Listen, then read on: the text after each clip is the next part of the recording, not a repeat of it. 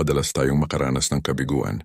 May mga pagkakataon na kahit ibigay natin ang lahat, hindi pa rin natin nakukuha ang ating gusto. Ngunit bahagi ito ng pagsusumikap. Ang bawat pagkadapa ay pagkakataong matuto at tumibay. Ang tunay na tagumpay ay hindi nasusukat sa bilis ng pag-abot sa pangarap, kundi sa tibay ng loob habang tinatahak ang daan. Ang pagsusumikap ay kayamanang walang makakabawi sa atin. Ito ang nagbibigay kulay at halaga sa bawat tagumpay na ating matatama sa balang araw. Huwag tayong mainip o panghinaan ng loob. Ang bawat patak ng pawis at bawat oras na inilaan natin ay itatala ng panahon. At darating ang araw na aanihin natin ang matamis na bunga ng ating paghihirap.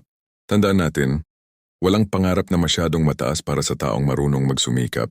Ang tanging kailangan ay huwag huminto, magpatuloy lang, at maniwala na sa dulo ng lahat, ang lahat ng pagod ay mapapalitan ng ginhawa at tagumpay.